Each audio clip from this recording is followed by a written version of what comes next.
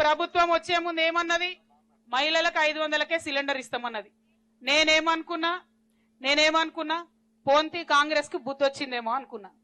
ఇప్పుడు విషయం అర్థమవుతున్నది. బుద్ధి రాలే, ఏం రాలే. మనకు ఉన్న ఉద్యోగాలు ఊడగొట్టి వంట ఇంట్లో మనను గుసబెట్టాలి. దానికోసం వేసిన పథకం తప్ప ఇంకో దానికి కాదు.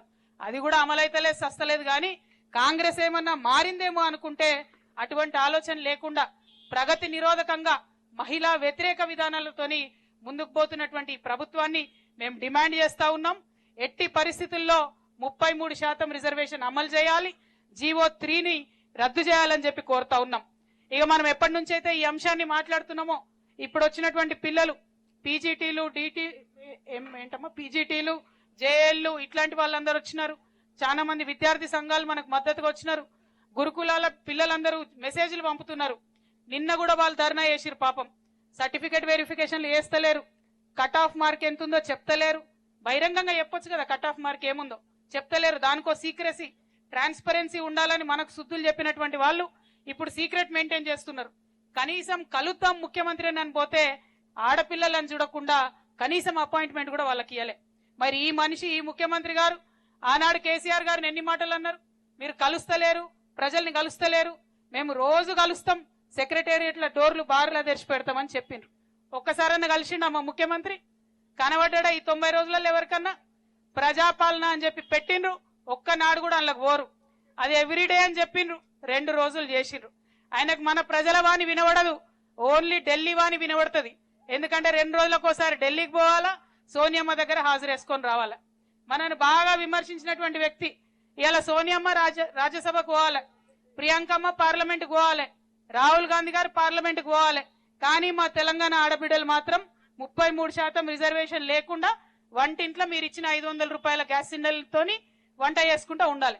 మరి ఇదేం న్యాయమో రేవంత్ రెడ్డి గారు చెప్పాలని చెప్పి నేను డిమాండ్ చేస్తా ఉన్నాను. అట్లానే ఈ గురుకుల ఫిల్ చేసేటప్పుడు కనీసం ఫిజికల్లీ హ్యాండిక్యాప్డ్ కి సంబంధించి 4%, అది చట్టం ఉంది బాజాప్తా, దాన్ని కూడా పాటించినటువంటి ఈ ప్రభుత్వం నిజంగా సిగ్గు. మీరు కనీసం వికలాంగులకు తోడుంటలేరు, మహిళలకు తోడుంటలేరు. మరి మీరు ఎవరికి తోడుంటారో ఒక్కసారి ప్రజలకు తెలియజేయాలి. అదేవిధంగా మనం చూస్తా ఉన్నాం, చాలా మంది 108 ఎంప్లాయీస్ మెసేజ్ పెడుతున్నారు, జీతాలు ఇంతవరకు వస్తలేవక్క, 3 నెలలైంది వీళ్ళ అధికారంలోకి వచ్చినప్పటి నుంచి అని. ఆశా వర్కర్లు మెసేజ్ పెడుతున్నారు జీతాలు వస్తలేవని, అంగన్వాడీ వర్కర్లు మెసేజ్ పెడుతున్నారు. ఇంకో పక్క రైతుల కష్టాలు మీరు చూస్తూనే ఉన్నారు.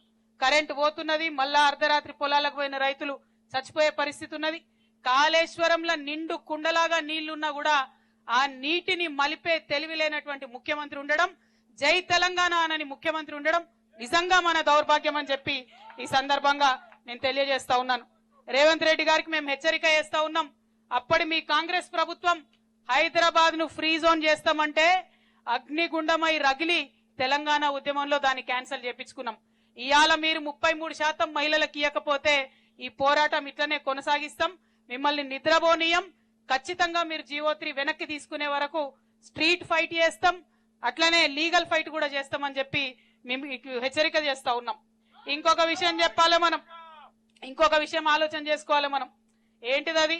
మనము చాకల ఐలమ్మ వారసులు, మనం రాణి రుద్రమదేవి వారసులం, మనం జయశంకర్ సార్ వారసులం. నీతికి న్యాయానికి కట్టుబడి మాట్లాడేటోళ్ళం.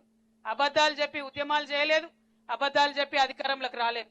మనం నిజం చెప్పి వచ్చినాం, నిజం చెప్పే ముందుకు పోతాం. ఇవాళ అధికారంలో మీరు ఉండొచ్చు గాక, ప్రజలను మభ్యపెట్టి 1% ఆగమాగం చేసి 1% ఓటుతోని మీరు అధికారంలోకి రావచ్చు గాక. ఏమన్నా మాట్లాడితే ఏమంటున్నారు? ఇస్తా అంటివి కదనయ్యా రైతు బంధు December 9 అంటే ఏమంటాడు ముఖ్యమంత్రి? అరే నిన్ననే వచ్చినాం అధికారంలోకి, మాకు టైం ఏంటంటారు.